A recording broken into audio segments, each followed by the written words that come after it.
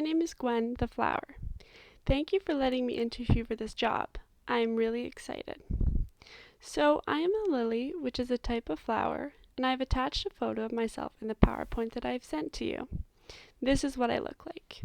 I have leaves, a stem, and roots in the soil that help me conduct water and nutrients and anchor my body. So, to answer the second question, in terms of my cells and tissues involved in water transport, all flowers, including myself, have vascular tissue that can be found in vascular bundles, which are shown right here, that include xylem and phloem. For water transport, I have xylem tissue, which is made up of lots of conducting cells to move water throughout my body very efficiently. More specifically, I have two types of xylem cells, tracheids and vessel elements. Both have primary and secondary cell walls, as well as the secondary cell wall is lignified to make the cell more stable and stronger. My vessel elements are short and have a wide diameter as shown here. Each of my vessel elements are joined together by perforation plates in the cell wall to form an opening between the cells and facilitate movement of water from cell to cell. The perforation plate is shown right here, just separating these two vessel elements.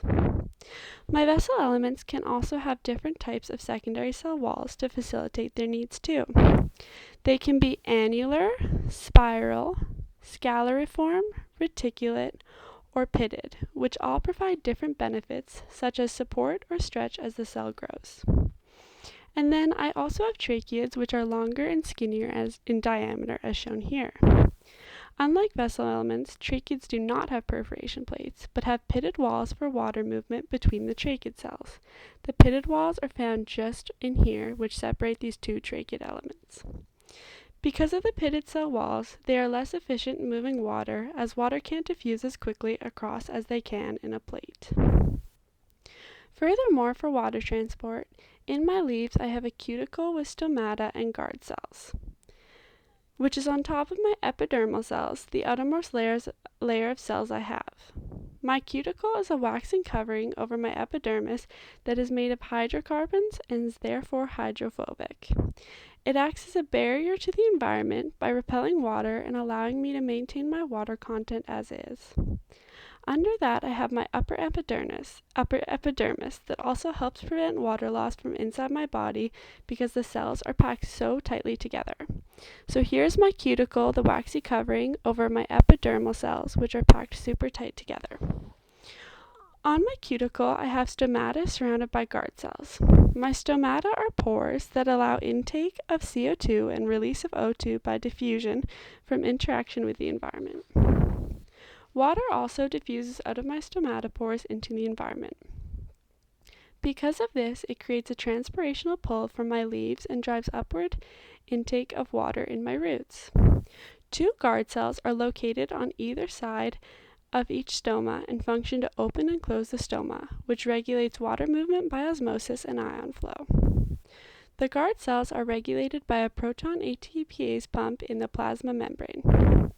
When phototropins in the plasma membrane are activated by blue light, protons are pumped out of guard cells.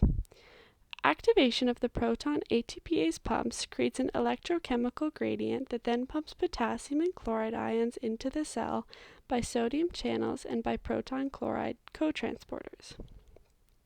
This allows water to flow into the guard cell by osmosis, and the guard cell swells to open to the outside, as shown here.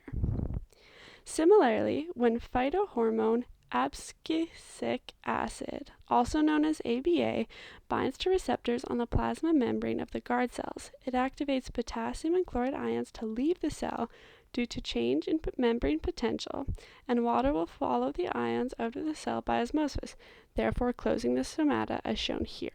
So here are the two guard cells, and here is the stoma inside, the pore. And over here is shown the stoma with the guard cells. These are the epidermal cells, and here's the waxy cuticle covering it all. So to answer the third question, in terms of my cells and tissues involved in food transport, I have phloem tissue, which is my food conducting tissue. My phloem tissue is made of sib tube elements and companion cells, which are always associated together. Sieve elements are long and narrow and connect to each other through sieve plates that have pores to enable water and nutrient flow. My sieve elements do not have nuclei and much reduced organelles to maximize efficiency of transport. They also have thick cell walls for structural support. A sieve element cell would not be able to exist without a companion cell, which is there for metabolic support since the sieve elements lack many functioning organelles to produce normal cellular functions. These companion cells have infoldings in their plasma membrane to increase surface area to volume ratio and have more concentrated mitochondria to fuel the quick transportation of molecules. Here is a sieve tube element associated with a companion cell, and here are the sieve plates that conduct the nutrients in between cells. Similarly, over here, here's a better picture of what a sieve plate looks like. Here's a companion cell with the nucleus and other organelles, and here is a sieve tube element. So as for the fourth question, some unique features about me include that I am a perennial, so I regrow every year, meaning I am pretty reliable. And as I mentioned before, my xylem and phloem are found in vascular bundles that help with supporting and protecting my tissues, and which is definitely superior to just having separate xylem and phloem throughout my body. Thank you. I look forward to hearing from you soon.